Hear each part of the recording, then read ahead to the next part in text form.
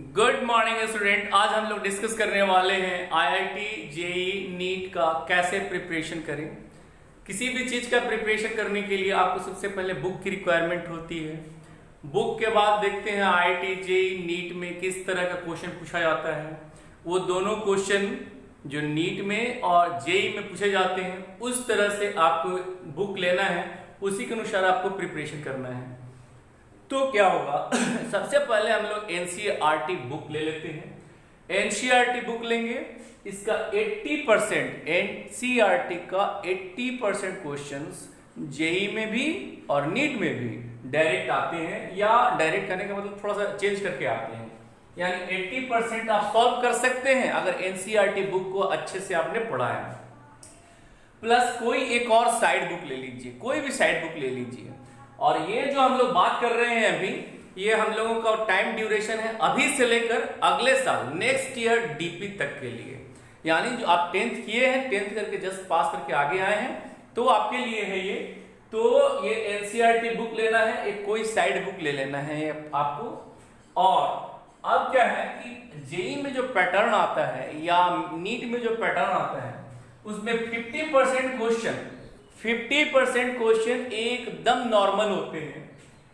30% question जो होता है वो मॉडरेट होता है, ना बहुत हल्का होगा ना बहुत भारी होगा। और 20% क्वेश्चन जो होते हैं वो हायर ऑर्डर का होता है। अगर आप केवल मॉडरेट और नॉर्मल जो क्वेश्चन है उसे को बना लीजिएगा तो आप उसको क्वालिफाई कर जाइएगा।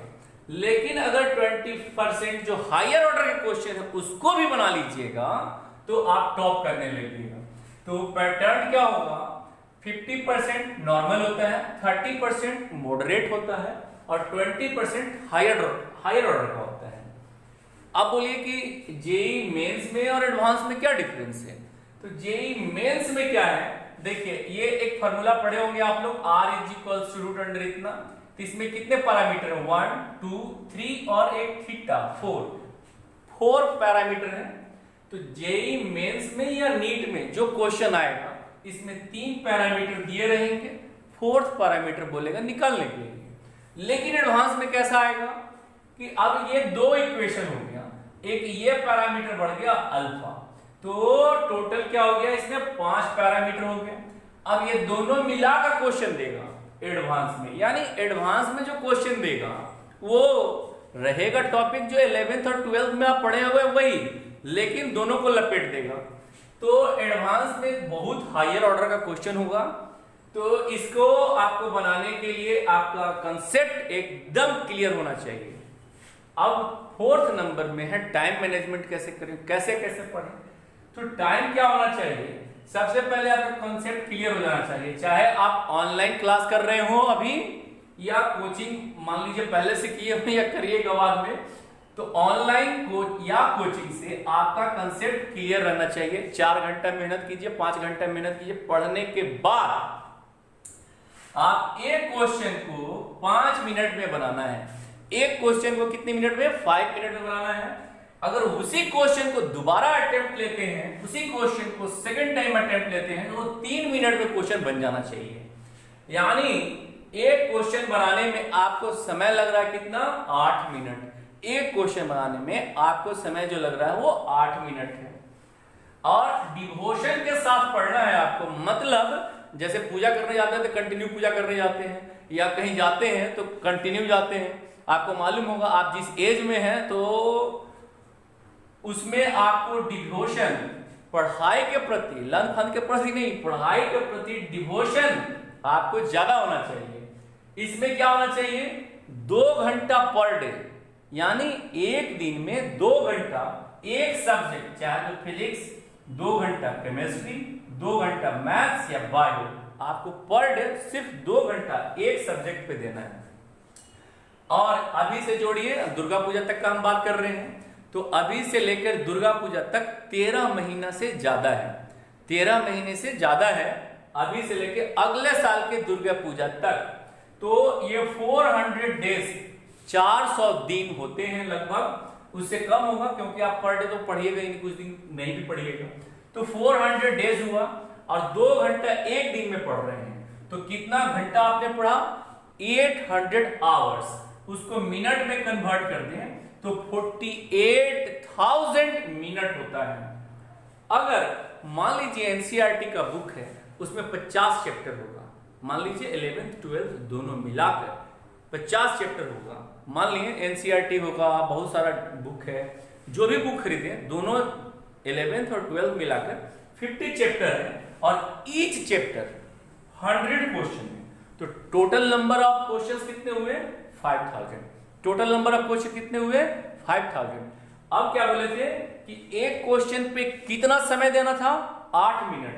तो 5000 क्वेश्चन को बनाने में 8 मिनट के रेट से कितना समय लग रहा है? 40,000 मिनट लग रहा है 5000 क्वेश्चन को बनाने में। 40,000 मिनट टाइम लग रहा है 5000 क्वेश्चन को बनाने में। कितने बार? 2 बार। एक बार यहां पे 3 मिनट और दूसरा बार 5 मिनट। तो क्या बोल रहे हैं कि ये 2 बार आपको रिपीट हो जाएगा टोटल क्वेश्चन 2 बार अगले साल डीपी तक। तो जब डीपी तक इतना आप कर लीजिएगा, नेक्स्ट ईयर डीपी तक इतना कर लीजिएगा, तो आपको क्या होगा? डीपी के बाद जब ऐसे पढ़ने लगिएगा तो इतने दिनों में आपका जो ब्रेन है वो हो जाएगा ऑब्जेक्टिव टाइप या शॉर्ट आंसर टाइप, इस तरह का। और 12th जब एग्जाम दीजिएगा तो 12th में तो पूरा लिखा हुआ रहेगा लंबा लंबा, तो 12th में तो आपको लिखना पड़ेगा ना, उसको आंसर देना पड़ेगा। तो जैसे ही डीपी आए आप लंबा लंबा लिखना आप क्वेश्चन शुरू कर दीजिए।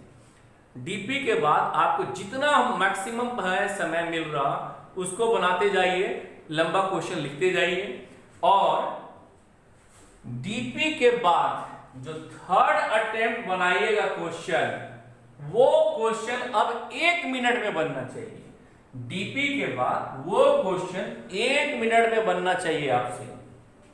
तो सारा 3 अटेम्प्ट बना लिए, वो क्वेश्चन को 3 अटेम्प्ट बना लिए और ये चला जाएगा तब तक आपका फरवरी। और उसके बाद ये आपको लगेगा कि हाँ अब मेरे अंदर कुछ हो गया, मैं अब कुछ जानने लगा हूं। ये सब करने के बाद भी अब आपको रिक्वायरमेंट क्या चीज होगा? पेरेंट का और टीचर का ब्लेसिंग। अगर आपके पेरेंट का टीचर का ब्लेसिंग नहीं है तो ये सारा किया धरा बेकार है। आपको टीचर भी और पेरेंट को भी गुड फेथ में लीजिए, उनको रिस्पेक्ट दीजिए, पेरेंट को भी दीजिए, टीचर को भी दीजिए। ये दोनों लोग रिस्पेक्ट के लिए मरे रहते हैं, इनको थोड़ा सा रिस्पेक्ट दे दीजिए, आपके लिए जान हाजिर कर देंगे। तो इस तरह से आप तैयार रहिए तैयारी करने के लिए। और लॉकडाउन में थोड़ा सा ये मत घबराइए, मेहनत करते रहिए।